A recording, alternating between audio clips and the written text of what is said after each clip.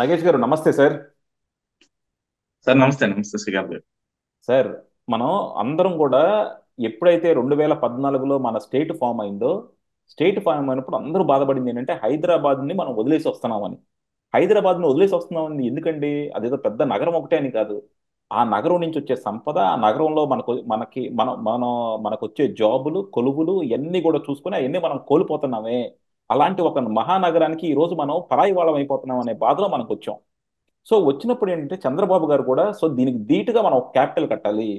వీళ్ళందరం కూడా మనం హైదరాబాద్ మహానగరాన్ని వదిలేసి వచ్చామని బాధపడుతున్నారు కాబట్టి అలాంటి ఒక మహానగరాన్ని మళ్ళీ మనం నిర్మించాలని చెప్పి అమరావతి అనే ఒక గొప్ప కార్యక్రమానికి ఆయన పురుడు పోశారు.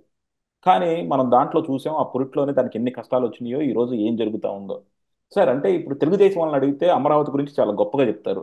అలాగే ఇప్పుడు వైఎస్ఆర్సీపీ వాళ్ళు మొన్నటిదాకా గొప్పగా చెప్పారు, ఈ రోజు అమరావతి అక్కర్లేదు, మనకి మూడు రాజధానులు కావాలంటారు. అలాగే ప్రజల్లో కూడా కన్ఫ్యూజన్ ఉంది. నిజంగా మనకు అమరావతి కావాలా, లేకపోతే జగన్మోహన్ రెడ్డి చెప్పే మూడు రాజధానులు సరిపోతాయా మనకి అని? మీరేంటి సార్, అంటే మీరు ఒక జర్నలిస్ట్గా, అలాగే అమరావతి మీద ఒక బుక్ రాసిన ఒక రచయితగా చెప్పండి సార్. నిజంగా అమరావతి మనకు అవసరమా? అమరావతి వల్ల మనకు వచ్చే లాభం ఏంటి? లేదా జగన్మోహన్ రెడ్డి చెప్తున్నట్టు అమరావతి వల్ల వచ్చి మనకు నష్టం ఏంటి? అంటే నేను అమరావతి అనే పేరు వాడను సార్.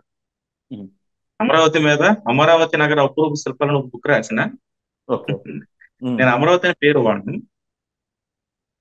ఆంధ్రప్రదేశ్ కి ఒక రాజధాని అయితే, ఒక ధీటైన రాజధాని అయితే కావాలి సార్. దానికి అమరావతి లాంటి ప్లేస్ కరెక్ట్. ఎందుకు కరెక్ట్ అంటారంటే అది నైసర్గికంగా మధ్యలో ఉంటది.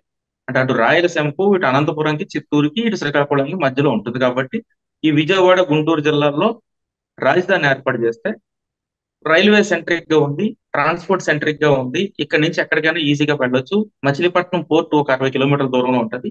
సో ఇదంతా కూడా కంఫర్ట్ జోన్ లో ఉంది సార్. అందువల్ల విజయవాడ సరౌండింగ్స్ లో అంటే అమరావతి పరిసర ప్రాంతాల్లో రాజధాని పెట్టడం అనేది సాహిత్యకమైనటువంటి నిర్ణయం. అట్ ద సేమ్ టైం ఒక పెద్ద రాజధాని కావాలి.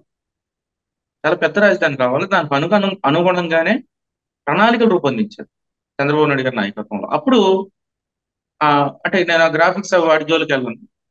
ఒక పెద్ద రాజధాని కావాలని ప్లాన్ చేశారు. దానికి సంబంధించినటువంటి ఏర్పాట్లు కూడా మొదలయ్యాయి.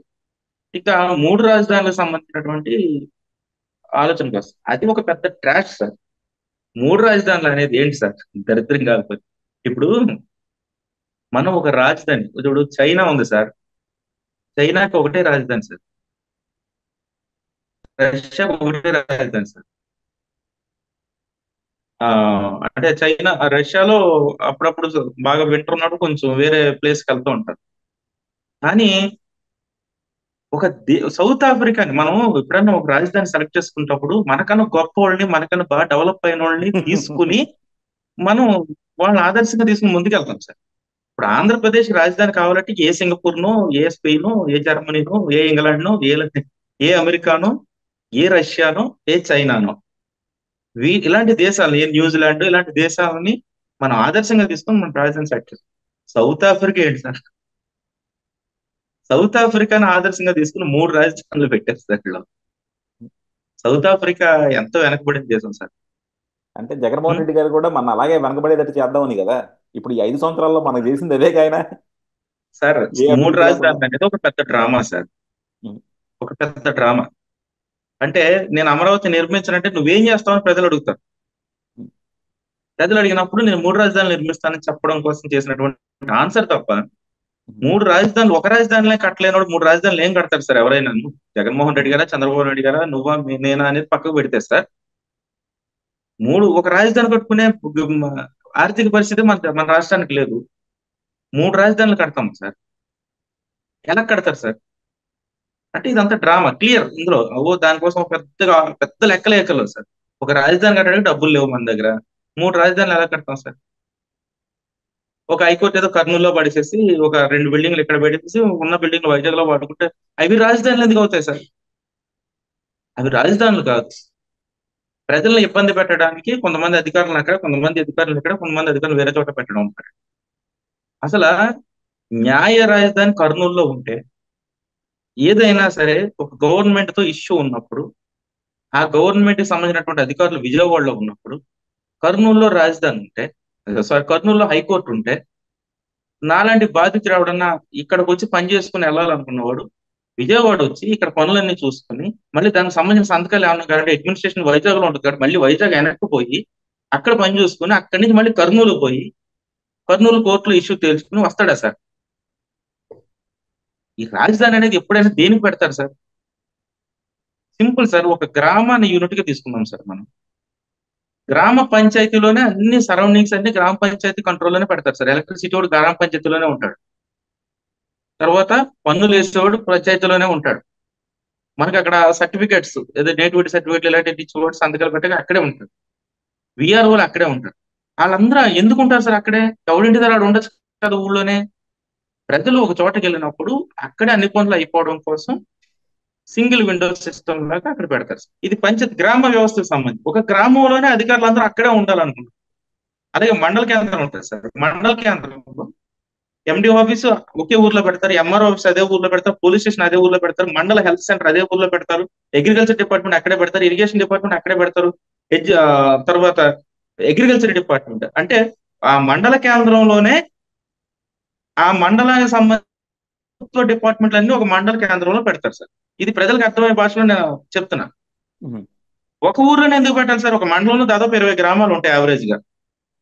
20 గ్రామాల్లో ఉన్నప్పుడు ఆ మూల గ్రామంలో ఎంఆర్ఓ ఆఫీసు, ఈ మూల గ్రామంలో ఎండిఓ ఆఫీసు, ఇంకో పక్క ఎక్కడో హెల్త్ సెంటర్, ఇంకో పక్క ఎక్కడో అగ్రికల్చర్ సెంటర్ పెట్టచ్చు కదా సార్. అన్ని మండల కేంద్రంలోనే ఎందుకు పెడతారు? ఎందుకు పెడతారంటే అందరూ ప్రజలు ఎవరైనా అక్కడికి వచ్చినప్పుడు ఒకేసారి అన్ని పనులు అయిపోవాలి. ఒకసారి అంటే 4-5 డిపార్ట్మెంట్లో ఫర్ ఎగ్జాంపుల్ ఏదైనా పోలీస్ స్టేషన్కి వెళ్ళినప్పుడు అక్కడ విఆర్ఓ మండల ఆఫీసులో ఎంఆర్ఓ సంతకం పెట్టేవలసి ఉంటుంది సార్ అక్కడ పోలీస్ స్టేషన్ కాగితం ఇవ్వాలంటే. అలాగే ఇక్కడికి వెళ్ళాలంటే అక్కడ పని ఉంటుంది, అన్ని పనులు చూసుకుని వస్తారని మండల కేంద్రం ఉంటుంది. అలాగే జిల్లాకి జిల్లా కలెక్టరేట్ ఉంటుంది.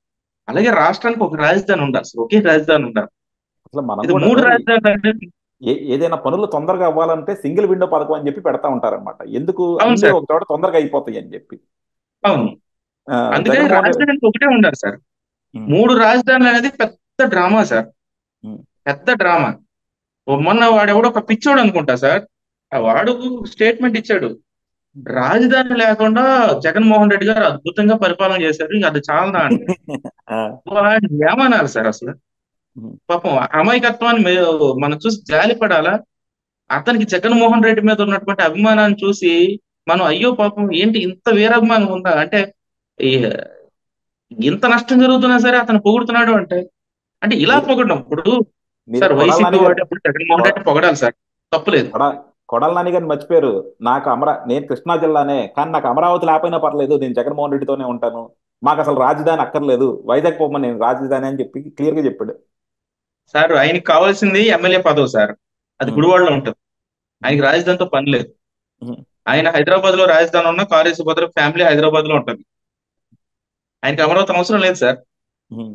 కొడాల నాని గారి ఫ్యామిలీ హైదరాబాద్ లో ఉంటుంది. అవును. చాలా మంది వైసీపీ ఎమ్మెల్యేల ఫ్యామిలీస్, టీడీపీ వాళ్ళ ఎమ్మెల్యేల ఆఫీసులు ఫ్యామిలీస్ అంతా హైదరాబాద్ లో ఉంటారు సార్ వాళ్ళు. సార్ వీళ్ళకి రాజధాని అవసరం లేదు సార్, ఎమ్మెల్యేలకు వీళ్ళకి రాజధానితో పనే ఉంది సార్. గవర్నమెంట్ డబ్బులు ఇస్తుంది, రాజధాని ఎక్కడ పెట్టినా ఆ ట్రాన్స్పోర్ట్ తో వీళ్ళు వెళ్ళొచ్చు.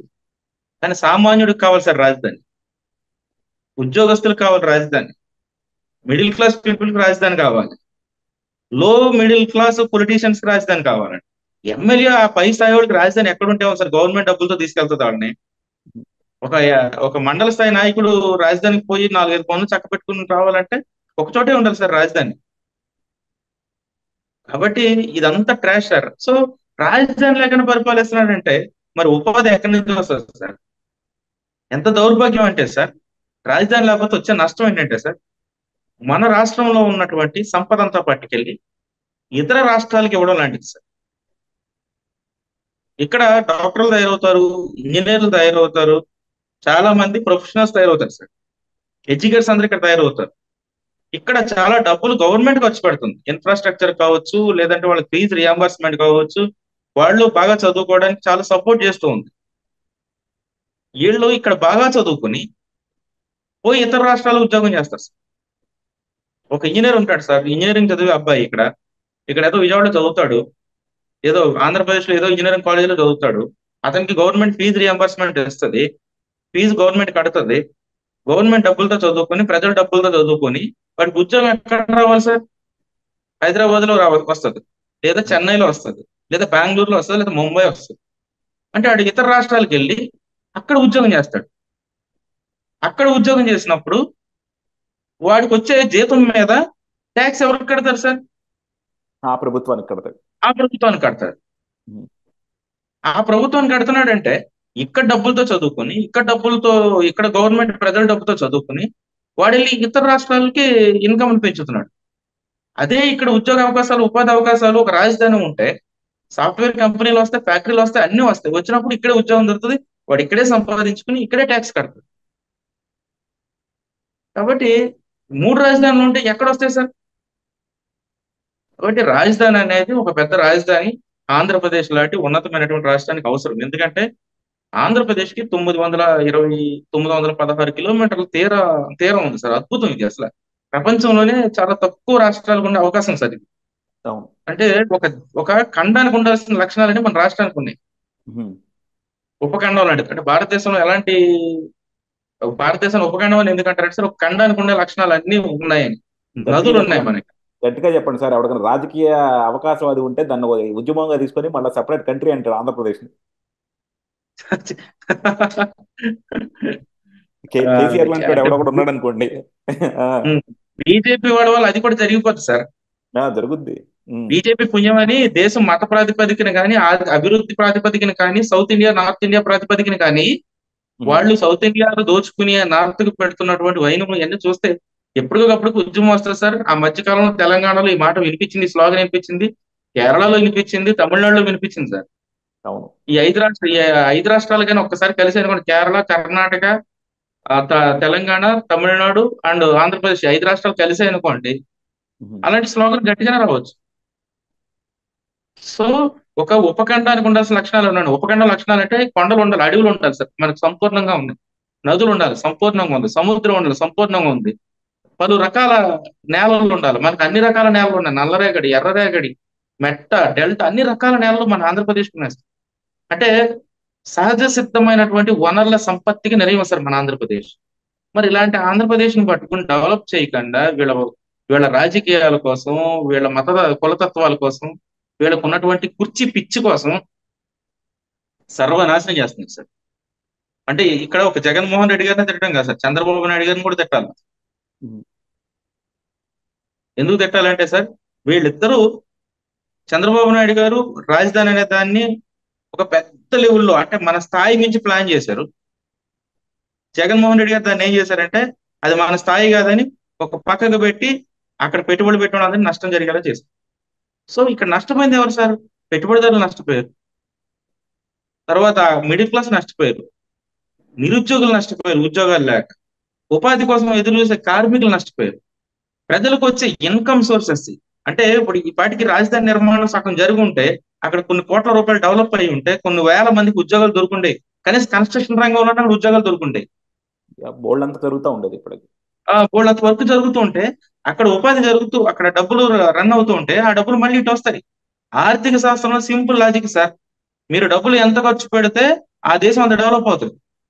అందుకే మీ దేశాల్లో మీరు భారతీయులు కాదని నేను అనట్లేదు, మీకు భారతదేశంలో చాలా ప్రేమ ఉంది, మీ మాటల్లో వినిపిస్తూ ఉంటది, కనిపిస్తూ ఉంటది. మీ యూరోపియన్ కంట్రీస్ లో, మీరున్న యూరోపియన్ కంట్రీస్ లో ఏ వారం సంపాదించిన డబ్బు ఆ వారమే ఖర్చు పెట్టేస్తారు సార్. అవును. వీక్ డేస్ లో సంపాదిస్తారు, వీకెండ్స్ లో ఖర్చు పెట్టేస్తారు. అది సాయంత్రం అందుకే ఆ దేశాలు రిచ్ గా ఉన్నాయి. మన దేశంలో ఉన్న డబ్బు అంతా బంగారం రూపంలోనూ, ఆడవాడి బట్టల రూపంలో ఉంటుంది, సరదాగా చెప్పుకుంటాను. కానీ ఇక్కడ ఖర్చు జరగలేదు సార్. ఖర్చు పెట్టకపోవడం వల్ల, అమరావతి రాజధాని పేరుతో ఖర్చు పెట్టకపోవడం వల్ల చాలా మందికి ఉద్యోగ అవకాశాలు పోయి, ఉపాధి అవకాశాలు పోయి, ఆర్థికంగా ఈ రాష్ట్రం బాగా వెనకబడిపోయింది, అప్పుల పాలు అయిపోయింది.